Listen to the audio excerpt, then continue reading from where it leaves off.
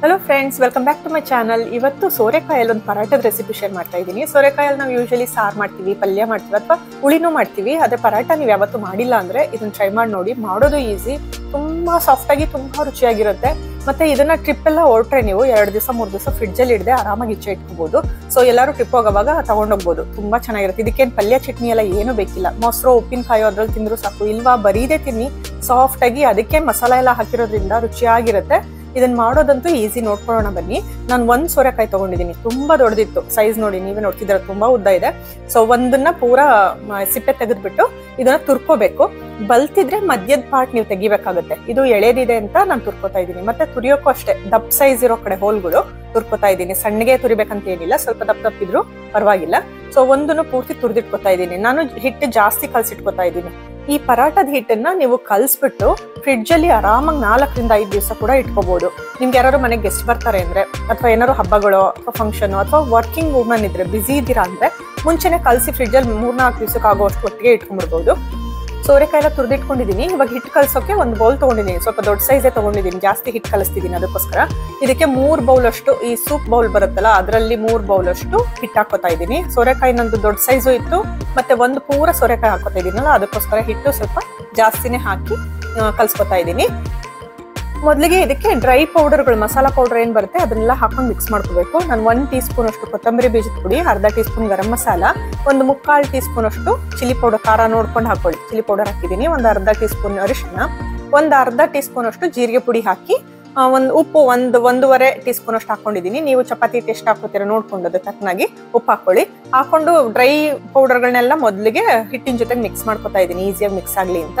ಅದಾದ್ಮೇಲೆ ತುರಿದಿಟ್ಕೊಂಡಿದ್ವಲ್ಲ ನಾವು ಸೋರೆಕಾಯಿ, ಅದನ್ನ ಹಾಕೋಬೇಕು. ಅದಕ್ಕೆ ಮುಂಚೆ 1 ಟೀ ಸ್ಪೂನ್ ಅಷ್ಟು ಶುಂಠಿ ಹಾಕೋತಾ ಇದ್ದೀನಿ. ಶುಂಠಿನ ಚೆಚ್ಬಿಟ್ಟು ಅದನ್ನು ಹಾಕೊಂಡು, ಕೊತ್ತಂಬರಿ ಸೊಪ್ಪು ಫ್ರೆಶ್ ಅದೊಂದು ಸ್ವಲ್ಪ ಕಟ್ ಮಾಡಿ ಹಾಕೊಂಡು, ಎಣ್ಣೆ 3 ಟೇಬಲ್ ಸ್ಪೂನ್ ಅಷ್ಟು ಹಾಕೊಂಡಿದ್ದೀನಿ.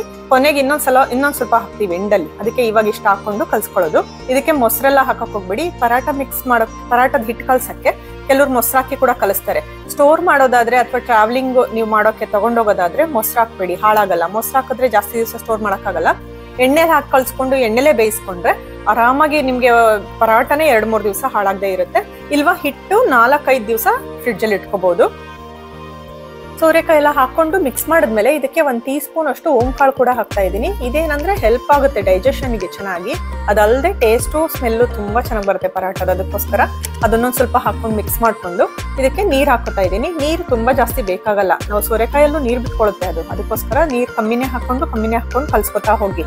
ಹೆಚ್ಚಿಗೆ ಒಂದೇ ಸರಿ ಹಾಕ್ಬಿಟ್ಟು ಮೆತ್ತಗಾಗ್ಬಿಡುತ್ತೆ ಆಮೇಲೆ. ಅದಕ್ಕೋಸ್ಕರ ಸೊ ನಾನು 1 ಗ್ಲಾಸ್ ಅಷ್ಟು ನೀರು ಹಾಕೊಂಡಿದ್ದೀನಿ. ಇಷ್ಟು ಹಿಟ್ಟಿಗೆ ಹಾಕಿ ಕಲ್ಸ್ಕೋಬೇಕು. ತುಂಬಾನು ಸಾಫ್ಟ್ ಮಾಡ್ಬೇಡಿ ಹಿಟ್ಟನ್ನ, ತುಂಬಾ ಗಟ್ಟಿಯಾಗೂ ಇರ್ಕೊಡ್ದು. ಸ್ವಲ್ಪ ಮೆತ್ತಗೆ ಬೇಳಲ್ಲಿ ಪ್ರೆಸ್ ಮಾಡಿದ್ರೆ ಒಳಗೆ ಹೋಗಂಗಿರ್ಬೇಕು ಹಿಟ್ಟು. ನಾನು ಕಲ್ಸಿದ್ದು ತುಂಬಾ ಜಾಸ್ತಿ ಕಲಿಸ್ತಾ ಇದೀನಲ್ಲ, ಅದಕ್ಕೆ ಒಂದೇ ಕೈಯಲ್ಲಿ ಮಿದಿಯಕ್ ಆಗ್ಲಿಲ್ಲ.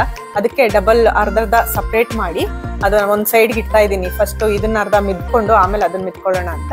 ಸೊ 2ಕ್ಕೂ 1 ಟೇಬಲ್ ಸ್ಪೂನ್ ಅಷ್ಟು ಎಣ್ಣೆ ಹಾಕಿ, ಸೊ ಟೋಟಲ್ 2 ಸ್ಪೂನ್ ಎಣ್ಣೆ ಹಾಕೊಂಡು ಮಿದ್ಬಿಟ್ಟು ಇಡ್ತಾ ಇದ್ದೀನಿ. 1-2-3 ನಿಮಿಷ ಮಿದಿರಿ ಚೆನ್ನಾಗಿ. ಹಿಟ್ಟನ್ನ ಚೆನ್ನಾಗೆಲ್ಲ ಹೊಂದ್ಕೋಬೇಕು ಮಸಾಲ ತರಕಾರಿ ಜೊತೆಗೆ. ಸೊ ಇದನ್ನ ನಾನು ಅರ್ಧ ಗಂಟೆ ನೆನೆಯೋಕ್ ಬಿಡ್ತಿದ್ದೀನಿ ಅಷ್ಟೇ. ನಿಮ್ಗೆ ಏನಾದ್ರು ತುಂಬಾ ಸಾಫ್ಟ್ ಆಗಿದೆ ಹಿಟ್ಟು ಅಂದ್ರೆ ಫ್ರಿಡ್ಜ್ ಅಲ್ಲಿ ಇಟ್ಬಿಡಿ ಅರ್ಧ ಗಂಟೆ. ಅರಿಯೋವಾಗ ಸ್ವಲ್ಪ ಗಟ್ಟಿ ಆಗುತ್ತೆ, ಚೆನ್ನಾಗಿರುತ್ತೆ. ನೋಡಿ, ಪ್ರೆಸ್ ಮಾಡಿದ್ರೆ ಬೇಳೆಗೆಲ್ಲ ಅಂಟಬಾರ್ದು ಅಷ್ಟಿರ್ಬೇಕು. ಬಟ್ ಪ್ರೆಸ್ ಮಾಡಿದ್ರೆ ಒಳಗೆ ಹೋಗ್ಬೇಕು ಹಿಟ್ಟು ಸ್ವಲ್ಪ ಸಾಫ್ಟ್ ಆಗಿ. ಅಷ್ಟಿದ್ರೆ ಚೆನ್ನಾಗಾಗುತ್ತೆ ಪರಾಟ, ಸಾಫ್ಟ್ ಆಗು ಬರುತ್ತೆ. ಸೊ ನಾನು ಅರ್ಧ ಗಂಟೆ ಬಿಟ್ಟಿದ್ದೆ. ಇವಾಗ ಇದನ್ನ ಯಾವ ಸೈಜ್ ಬೇಕೋ ಆ ಸೈಜ್ ಬೌಲ್ ಮಾಡ್ಕೊಳ್ಳಿ. ಕೈಗೊಂದ್ ಸ್ವಲ್ಪ ಎಣ್ಣೆ ಹಚ್ಕೊಳ್ಳಿ, ಮೆತ್ತಾಕೊಳ್ಳಲ್ಲ, ಈಸಿಯಾಗಿ ಉಂಡೆ ಮಾಡಿ ಇಟ್ಕೋಬಹುದು. ಸೊ ಒಂದೊಂದು ಸೈಜ್ ಸ್ವಲ್ಪ ದಪ್ಪನೇ ಮಾಡ್ಕೊಳ್ಳಿ, ಯಾಕೆಂದ್ರೆ ಪರಾಟ ಚಪಾತಿ ತರ ತೆಳ್ಳಗಿದ್ರೆ ಅಷ್ಟು ಚೆನ್ನಾಗಿರಲ್ಲ. ಸ್ವಲ್ಪ ದಪ್ಪ ಇರಬೇಕು. ಅದಕ್ಕೋಸ್ಕರ ದೊಡ್ಡದಾಗೆ ಸೈಜ್ ಉಂಡೆ ತಗೊಂಡಿದ್ದೀನಿ. ಅದಕ್ಕೊಂಚೂರು ಹಿಟ್ಟು ಹಾಕೊಂಡು ನಾರ್ಮಲ್ ನೀವು ಚಪಾತಿ ಎಲ್ಲ ಹೆಂಗ್ ಹರ್ಕೋತಿರೋ ಹಂಗೆ ಹರ್ಕೊಂಡು ಮಾಡ್ಕೊಳ್ಳೋ ಅಂಥದ್ದು. ಇದನ್ನ ಹಿಂಗೆ ಹರಿದು ಬೇಯಿಸಿದ್ರು ಸಾಫ್ಟ್ ಆಗೇ ಆಗುತ್ತೆ. ಇನ್ನೊಂದ್ ಸ್ವಲ್ಪ ಲೇಯರ್ಸ್ ಬರ್ಲಿ, ಇನ್ನೊಂಚೂರು ಸಾಫ್ಟ್ ಆಗ್ಲಿ ಅಂತ ನಾನು ಒಂದ್ ಸ್ವಲ್ಪ ಹರಿದ ಮೇಲೆ ಇಷ್ಟಾಗ್ಲ ಅದಕ್ಕೆ ಮೇಲೆ ಎಣ್ಣೆ ಹೆಚ್ಚಿಬಿಟ್ಟು ಫೋಲ್ಡ್ ಮಾಡಿ ಚಪಾತಿಗೂ ಮಾಡ್ಕೋತೀವಲ್ಲ ಅದೇ ತರ ಈ ಪರಾಟ ಕೂಡ ಎಣ್ಣೆ ಹೆಚ್ಚಿಬಿಟ್ಟು ಮಡ್ಸಿ ಮತ್ತೆ ಹರಿತಾ ಇದ್ದೀನಿ. ಒಂದ್ ಸ್ವಲ್ಪನೇ ಎಣ್ಣೆ ಹಚ್ತಿದ್ದೀನಿ, ಜಾಸ್ತಿ ಏನಲ್ಲ. 1-2 ಡ್ರಾಪ್ಸ್ ಅಷ್ಟು ಹಾಕ್ಬಿಟ್ಟು ಅದನ್ನ ಮಡ್ಸಿ ಹರ್ಕೋತಿದ್ದೀನಿ. ಬೆಳಿಗ್ಗೆ ಹೊತ್ತು ದಿನ ಏನ್ ತಿಂಡಿ ಮಾಡ್ಲಿ ಅನ್ನೋದೇ ಒಂದು ದೊಡ್ಡ ಯೋಚನೆ ಅಲ್ವಾ. ಇದಂತೂ ಬೆಸ್ಟ್ ಬ್ರೇಕ್ಫಾಸ್ಟ್ ರೆಸಿಪಿ. ಇದು ಬೇಗನೂ ಆಗುತ್ತೆ, ರುಚಿನೂ ಅಷ್ಟೇ ಚೆನ್ನಾಗಿರುತ್ತೆ.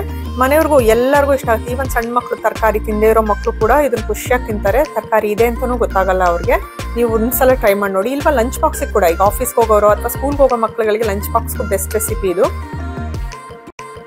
ಪರಾಟ ಹರ್ಕೊಂಡಿದ್ದಾಯ್ತು ನೋಡಿ. ತುಂಬಾ ತೆಳುನೂ ಇಲ್ಲ, ತುಂಬಾ ದಪ್ಪನೂ ಇಲ್ಲ, ಈ ಸೈಜ್ ಇರಬೇಕು. ತೆಳ್ಳಗೆ ಮಾಡ್ಕೊಳಕ್ ಹೋಗ್ಬೇಡಿ, ಇಷ್ಟಿರ್ಬೇಕು, ಸ್ವಲ್ಪ ದಪ್ಪ ಇರಬೇಕು, ಚೆನ್ನಾಗಿರುತ್ತೆ ಟೇಸ್ಟ್ ಪರಾಟದ್ದು. ಸೊ ಅರ್ಧಿದ್ದಾಯ್ತು. ತವಾ ಕಾಯೋಕೆ ಇಟ್ಟಿದ್ದೆ. ಆದ್ಮೇಲೆ ಅದಕ್ಕೊಂಚೂರು ಮೇಲೆ ಎಣ್ಣೆ ಹಾಕೊಳ್ಳಿ, ಒಂದ್ ಅರ್ಧ ಚಮಚ ಎಣ್ಣೆ ಹಾಕ್ಬಿಟ್ಟು ಪರಾಟನ ಎರಡೂ ಸೈಡು ಬ್ರೌನ್, ಸ್ವಲ್ಪ ಬ್ರೌನ್ ಆಗೋಷ್ಟು ಬೇಯಿಸ್ಕೋಬೇಕು. ಮೀಡಿಯಂ ಫ್ಲೇಮಲ್ಲೇ ಇಟ್ಕೊಂಡು ಬೇಯಿಸ್ಕೊಳ್ಳಿ. ಮತ್ತೆ ಎರಡು ಸೈಡನ್ನು ಚೆನ್ನಾಗಿ ಎಣ್ಣೆ ಹಚ್ಚಬೇಕು. ಹೆಚ್ಚಿಗೆ ಎಣ್ಣೆ ಹಾಕೊಂಡು ಬೇಯಿಸ್ಕೊಂಡ್ರೆ ಹೆಚ್ಚಿಗೆ ದಿವಸ ಸ್ಟೋರ್ ಮಾಡ್ಕೋಬಹುದು. ನೀವೇನಾದ್ರು ಟ್ರಿಪ್ಗೆಲ್ಲ ತಗೊಂಡೋಗೋದಾದ್ರೆ. ಇಲ್ಲ ಅವಾಗಲೇ ತಿಂತೀವಿ ಅನ್ನೋದಾದ್ರೆ ಸ್ವಲ್ಪ ಕಮ್ಮಿ ಎಣ್ಣೆ ಹಾಕಿದ್ರು ಸಾಫ್ಟ್ ಆಗೇ ಬರುತ್ತೆ, ತುಂಬಾ ಚೆನ್ನಾಗಿ ಬರುತ್ತೆ. ಮತ್ತೆ ಎಣ್ಣೆ ಉಪಯೋಗಿಸಲ್ಲ, ತುಪ್ಪ ಇಷ್ಟ ಅನ್ನೋದಾದ್ರೆ ತುಪ್ಪದಲ್ಲಿ ಕೂಡ ಬೇಯಿಸ್ಕೋಬಹುದು. ತುಪ್ಪ ಹಾಕೊಂಡು ಬೇಯಿಸ್ಕೊಳ್ಳಿ.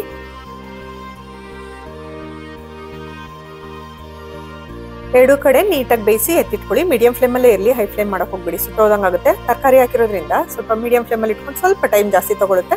ಆರಾಮಾಗಿ ಬೇಯಿಸಿ ಎತ್ತಿಟ್ಕೊಳ್ಳಿ. ನಾನು ಎಲ್ಲಾ ಪರಾಟ ಮಾಡಿ ಇಟ್ಕೋತಾ ಇದ್ದೀನಿ. ನಾನು ಕಲ್ಸಿರೋ ಹಿಟ್ಟನ್ನೆಲ್ಲ ನಾನು ಉಪಯೋಗಿಸ್ತಿಲ್ಲ ಇವತ್ತು. ಅದನ್ನ ಫ್ರಿಡ್ಜಲ್ಲಿ ಇಟ್ಕೋತೀನಿ, ಎಷ್ಟು ಬೇಕೋ ಅಷ್ಟೇ ಮಾಡ್ಕೊಂಡು. ಸೊ ನಂಗೆ ಬೇಕಾದಾಗ ಎಷ್ಟು ಬೇಕೋ ಅಷ್ಟು ತಕೊಂಡು 2-3 ದಿವಸ ಆರಾಮಾಗಿ ನಾವು ಊಟಕ್ಕೆ ಮಾಡ್ಕೋಬಹುದು ಪರಾಟ. ಸೊ ಇಟ್ಟು 4 ರಿಂದ 5 ದಿವಸ ಫ್ರಿಡ್ಜಲ್ಲಿ ಅಷ್ಟು ಚೆನ್ನಾಗಿರುತ್ತೆ. ಆರಾಮಾಗಿ ಇಟ್ಕೊಂಡು ಮಾಡ್ಕೊಂಡು ತಿನ್ಬೋದು. ಪರಾಟ ರೆಡಿ ಆಯ್ತು. ಎಲ್ಲಾ ಪರಾಟನು ಇದೇ ತರ ಬೇಯಿಸಿ ಎತ್ತಿಟ್ಕೋತಾ ಇದ್ದೀನಿ.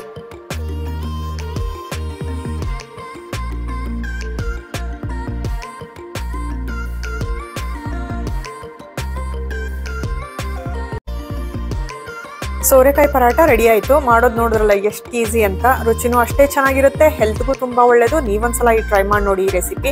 ಈ ವಿಡಿಯೋ ಇಷ್ಟ ಆದ್ರೆ ಲೈಕ್ ಮಾಡೋದು ಮರಿಬೇಡಿ. ಮತ್ತೆ ನನ್ನ ಚಾನಲ್ ನೀವಿನ್ನ ಸಬ್ಸ್ಕ್ರೈಬ್ ಆಗಿಲ್ಲ ಅಂದ್ರೆ ಮರೀದೆ ಸಬ್ಸ್ಕ್ರೈಬ್ ಮಾಡ್ಕೊಳ್ಳಿ. ಬೆಲ್ ಐಕಾನ್ ಕೂಡ ಪ್ರೆಸ್ ಮಾಡಿ. ನಾನು ಹೊಸ ವಿಡಿಯೋಸ್ ಅಪ್ಲೋಡ್ ಮಾಡಿದಾಗ ನಿಮ್ಗೆ ಮೊದಲು ನೋಟಿಫಿಕೇಶನ್ ಬರುತ್ತೆ.